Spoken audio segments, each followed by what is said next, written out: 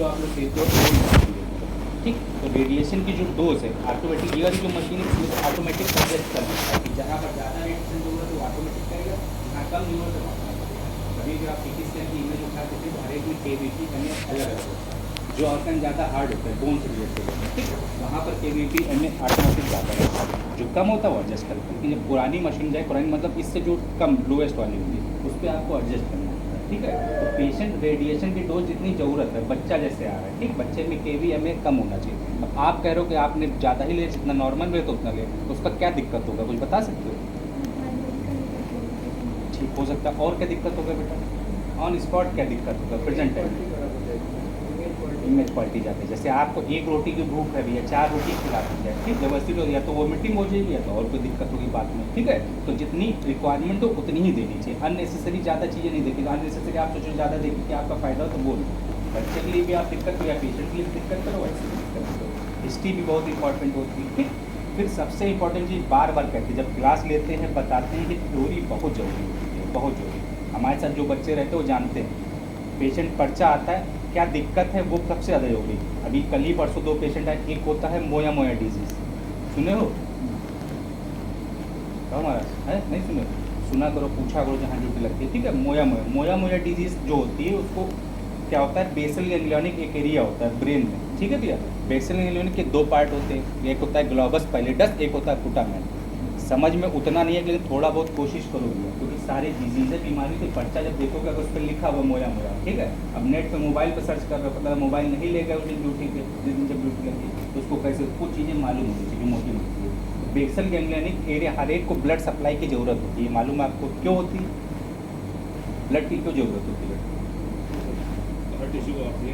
Heart tissue को oxygen, जो भी लिविंग टिश्यू होगा, नॉन लिविंग टिश्यू को ऑक्सीजन की आवश्यकता नहीं होती, इसीलिए नॉन लिविंग टिश्यू जो होता है जो एक्सपायर हो जाता है तो उसमें कार्बन डाइऑक्साइड की मात्रा बढ़ने लगती है। जब कार्बन डाइऑक्साइड की मात्रा बढ़ने लगती है तो क्या होता है, पेशेंट की बॉडी फूलने लगती है।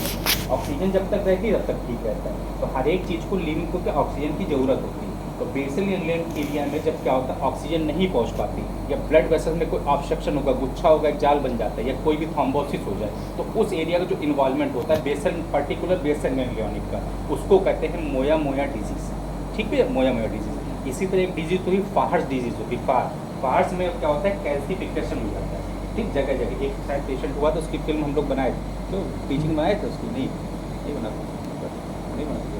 फाहर्स डिजीज। फाहर्स में क्या होता है कैल्सिफिकेशन भैया हो जाता है ठीक है। कैल्सिफिकेशन बेसल गैंग्लियोनिक में हो जाता है, जो आपका सेरिबेलम होता है उसमें हो जाता है ठीक है, जो पोस्टीरियर फोसा होता है वहाँ इन सब जगह होता है, कैसे बाइलेटरल होता है, वो फाहर्स डिजीज होता है।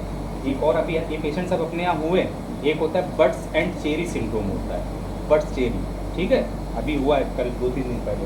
बर्ड्स चेरी सिंड्रोम में क्या होता है, जो लिवर के अंदर सप्लाई होती है, लिवर के अंदर मालूम कितनी होती है ब्लड सप्लाई कितनी होती है मालूम बेटा? आर्टीरियल होती है, पोर्टल होती है, वो तो मालूम। एक और सप्लाई होती है उसको कहते हैं पोर्टल सप्लाई, वो केवल लीवर के अंदर ही होती है। इसीलिए लीवर का जब हम लोग करते हैं ट्रिपल प्रेस करते हैं, ट्रिपल प्रेस है जो ट्रिपल प्रेस इंजेक्टर सिस्टम होता है ठीक। हर एक में MRI सुटेबल इंजेक्टर अलग होता है, CT का अलग होता है ठीक, लेकिन सिरिंज दोनों में एक ही चीज़ होती है। A वाले में क्या होगा कंट्रास्ट होता है, B वाले में नॉर्मल सलाइन होता है ठीक। कंट्रास्ट क्या होता है, कोई भी वेसल्स होगा, लीजन होगा, उसको इनहांस करता है ठीक। सलाइन का क्या काम होता है बता सकते हो? नॉर्मल सलाइन का किसको पुश करना है? कंट्रास्ट की डेंसिटी को ऐसी चीज़ बताना जो सबकी समझ में आए ना। हम लोग तो कुछ समझ में आया क्या बताया मैम?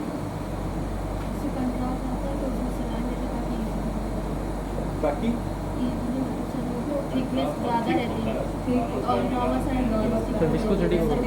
माया बताओ।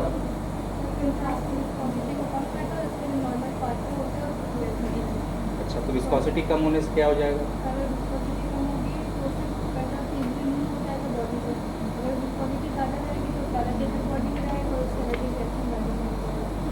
फ्लो भी क्या होता है, एक पार्ट से दूसरे पार्ट में हमें अगर पहुंचना है तो विस्कोसिटी कंस्टार्ट कभी आप छूएंगे तो चिपचिपा होता है, विस्कस होता है ठीक।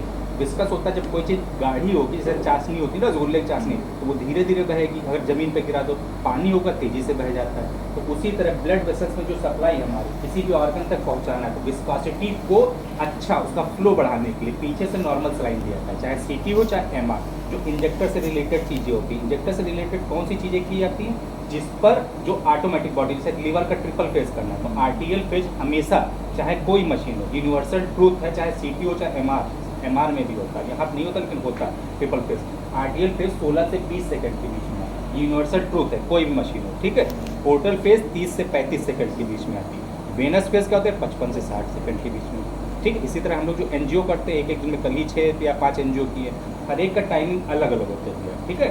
आपको मालूम, जब इंटरव्यू देने जाओगे तो इंटरव्यू में आपसे करवाएंगे, सबसे पहले पूछेगा आपने किया, ऐसे आप बताओगे इतनी अच्छी मोडलिटी पे हम रहे, तो आपसे पूछेगा आपने देखा किया, आपको मालूम है, तो बताओगे, पूछेगा आपसे कि क्या किया था। टाइमिंग जरूर पूछता है कितना क्या होता है हर चीज़ का। कोरोनरी एंजियोग्राफी अगर करते हो, ठीक है, या जैसे एमआर वाले का है, हमसे मतलब नहीं, लेकिन ऐसा नहीं, इंजेक्टर से रिलेटेड जो चीज़ होगी, क्योंकि आजकल जो होते हैं सब हाईटेक मशीनें यूज हो रही, सब चीज़ें यूज हो रही। तो क्या होता है, इंजेक्टर से 16 से 20 सेकंड के बीच में आरटीएल फेज आता है, 35 से 40 सेकंड के बीच में जो आपका होता है पोर्टल फेज रहता है, ठीक है, और 55 से 60 सेकंड के बीच में जो होता है वेनस फेज होता है। हर एक का टाइमिंग का खेल होता है। तो जो चीज़ टाइमिंग से रिलेटेड होगी उसके लिए इंजेक्टर की आवश्यकता होगी, ठीक। जिसमें टाइमिंग की आवश्यकता नहीं तो वो मैनुअल दे सकते हैं। यहीं पर मैनुअल करते, बाकी जितनी अच्छी जगह है वहाँ सब इंजेक्टर ही से केस किया जाता है, चाहे यहाँ चाहे उधर जो भी होते हैं, ठीक है, कंट्रास्ट से रिलेटेड होते हैं। तो ये चीज़ें डिजीज़ कुछ बताइए आपको, मोया हुआ, बर्ड सेरी हुआ, ठीक है, थोड़ा बहुत बताए, बाकी अपने आप पढ़ना, जो ना समझ में आए पूछना भी है, ठीक है। बाकी जहाँ ड्यूटी करते हो वहाँ से रिलेटेड कोई चीज़ हो पूछना हो बताओ, कोई सीक्वेंस हो, कुछ हो बताओ। सबकी इधर ही तो लगती नहीं, उधर भी लगती, उधर भी लगती, सब जगह लगती, कहाँ अगर कोई दिक्कत हो बताओ। हाँ हाँ पूछो पूछो, कोई सीक्वेंस हो नहीं समझ में आता है, क्या किसमें देखते हैं क्या चीज़ें।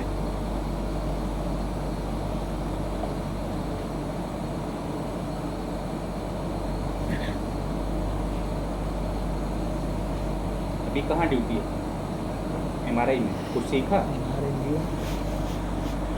क्या सीखा बताओ।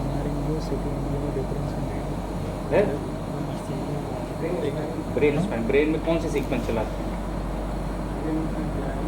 जीआरई किस लिए चलाया जाता है, जीआरई ग्रेडेड सीक्वेंस एक होता है, ठीक है, किस लिए चलाते हैं, ऐसे ही बस प्लान है तो इसलिए चला देते हैं, किस लिए चलाते हैं।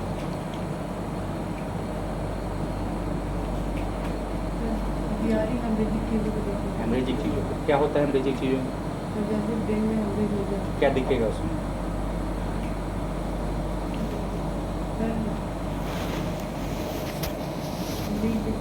ब्लीड दिखेगा, ऐसे नहीं ब्लीड दिखता है, नहीं ऐसे भी दिख जाता है, तो फिर- काफी सीक्वेंस होते हैं जिसमें हाँ तो पूछ रहे हैं फिर चलाने का क्या मतलब हो बेटा, ऐसे यहाँ आपको बुलाया तो कुछ बताने के लिए पढ़ाने के लिए तो बुलाया है ना, ऐसा थोड़ी तो कुछ फ़ायदा नहीं, तो उसी से पूरी तैयारी का चला रहे तो उसका क्या फ़ायदा है।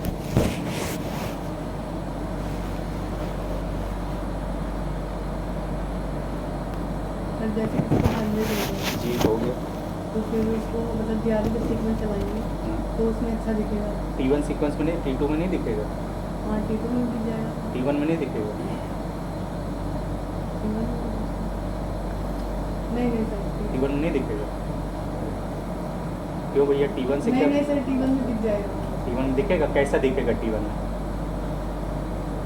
T1 में कैसा दिखेगा वो हेमरेज, हाँ हाँ है लाल है, डार्क दिखेगा, पढ़ा तो भैया पूछा करो, मेरी बात समझो, ठीक है, आपका टाइम कितनी, हमारी बात समझो, बात होगा। T1 सीक्वेंस जो होता है सीटी की तरह होता है, सेम सीक्वेंस। T1 में जो होगा वो हाइपर डेंस दिखेगा, T2 में जो होगा वो आपका उसका अपोजिट होता है, हाइपो टाइप का दिखेगा। ग्रेडियंट सीक्वेंस बता सही रही, ब्लीड का रिस्ट्रिक्शन देखने के लिए करता है, ब्लीड जो रिस्ट्रिक्शन होता है ब्लड सप्लाई जहाँ पर ऑब्स्ट्रक्ट कर रही है वो देखने के लिए। इसी तरह एक सीक्वेंस होता है डिफ्यूजन, जी किस लिए कराते हैं, इनफाक्ट एक्यूट क्रॉनिक पहचान लो, कैसे पहचान पता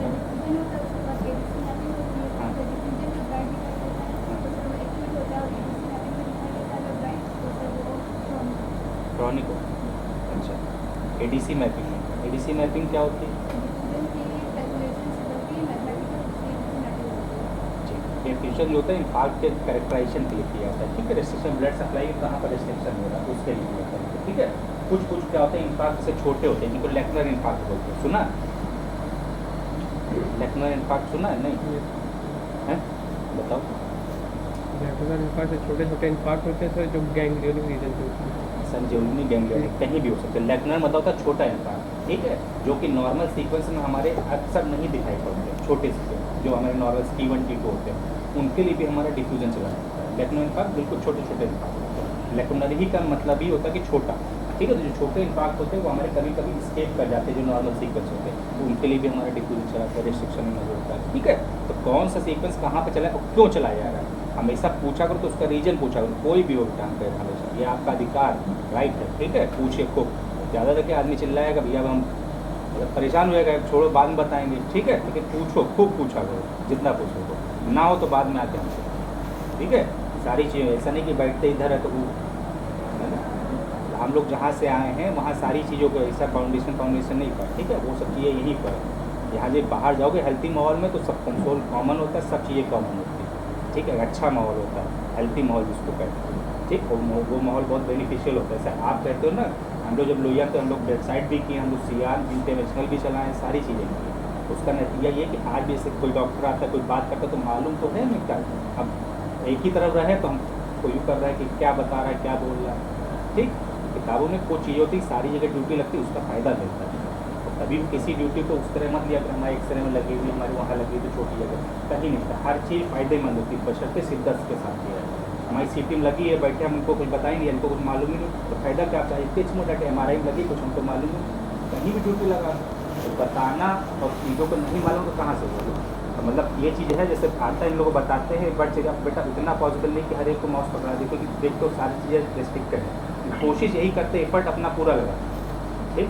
डांटते हैं, हमको भी बुरा लगता है कि आप लोग को डांटते हैं, लेकिन चीज़ों को समझो, डांट के पीछे कुछ ना कुछ फ़ायदा होता है।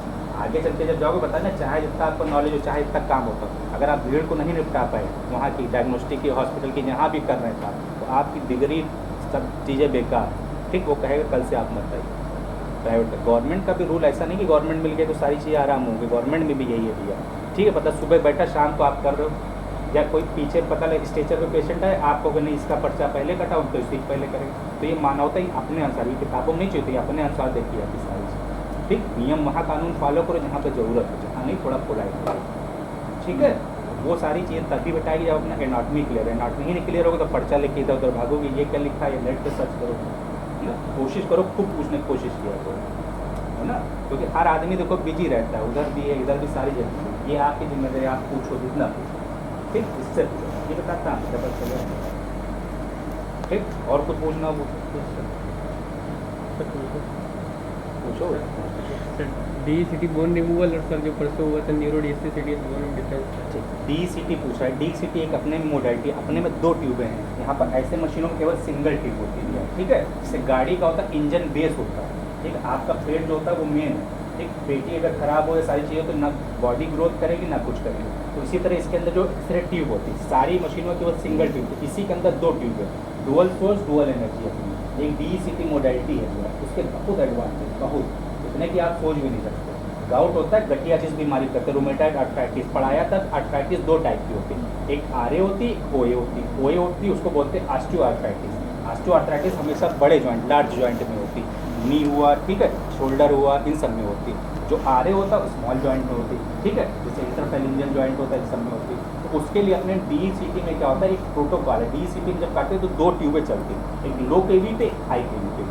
दोनों ट्यूबें क्या होता है, उसी स्कैन को एक नई सीरीज बनाती है, जिससे हम गाउट का क्रिस्टल यहाँ पर हमने लगाया है। एक पॉजिटिव पेशेंट है, इधर ही जब जाओगे निकलोगे तो देखोगे लगा हुआ है, तो ग्रीन कलर का क्रिस्टल डिपॉजिट दिखाई देता है। अभी तक हम लोग ब्लड इन्वेस्टिगेशन ही से पता लगाते थे कि इसमें कौन सा क्रिस्टल डिपॉजिट है, लेकिन अपनी मशीन में ऐसी मोडालिटी कि इससे पता लगा। दूसरा एक पढ़ाया था किडनी स्टोन, शायद क्लास ली थी तो उसमें बताया था, किडनी स्टोन का कैरेक्टराइजेशन बताया कि किडनी स्टोन किस चीज़ से बना हुआ है। हर एक का अलग अलग मटेरियल होता है भैया, हाइड्रोक्सीऑक्सीपेटेट होता है, ऑक्सीलेट होता है, यूरिक एसिड होता है, ठीक है, कैल्शियम ऑक्सीलेट होता है, ये सब होता है। तो कुछ स्टोन होते हैं मेडिसिन, जैसे यूरिक एसिड होता है, मेडिसिन से ठीक हो जाता है, तो उसके लिए क्यों पेशेंट का पेट चिरवा होगा, ऑपरेट करवाओ, इससे ही हम पता लगा सकते हैं किस चीज़ का मटेरियल आपका बना हुआ है DCT। हाँ ठीक है, कौन सिस्टर तो ठीक है, तो DCT का ये अभी जो पूछ रहे थे भैया, और एक पूछ रहा था न्यूरो DSA हम लोगों ने किया था। न्यूरो DSA में क्या होता है, डिजिटल सब्सट्रैक्शन एंजियोग्राफी, एक होता है इंटरवेंशनल लैब में होता है, एक हम लोगों ने पेशेंट अभी किया था, वही मोया के इसलिए सस्पेक्टेड आया था, लेकिन है नहीं मोया। ठीक है, तो इसमें क्या होता है, इसका सबके प्लेन सीरीज और कंट्रास्ट सीरीज को आपस में सब्सट्रैक्ट करता है। ठीक, कंट्रास्ट में से प्लेन को माइनस करके एक नई सीरीज बनाता है जिसको कहते हैं DSA, डिजिटल सब्सट्रैक्शन एंजियोग्राफी, ये बोला जाता है। ठीक, और एक न्यूरो DSA वहाँ पर होता है, इंटरवेंशन कैथ लैब में होता है। अपना ये है, उसका फ़ायदा ये उसमें से रिमूवल करता है, कंट्रास्ट और प्लेन आपस में जो सीरीज रिमूव करके एक नई सीरीज बनाता है, तो उसका एडवांटेज अलग होता है। कोई भी ऐसे छोटी छोटी जो डिजीज होती है इसके लिए अलग, इसको न्यूरो उन्होंने एडवाइस किया था, जो हमारे वरुण सर हैं। ठीक, कल एक पेशेंट आया था जिसको रोका था, वर्टिबल एंजियोग्राफ आता है, सुशांत कल तो 5-6 एंजियो हुए थे ना, उसमें रोका था। एक और एंजियोग्राफी हर एक के लिए था, वर्टिबल एंजियोग्राफी, वर्टिबल आर्टरी होती है ना, कहाँ से निकलती है, सर्कुलेशन से निकलती है।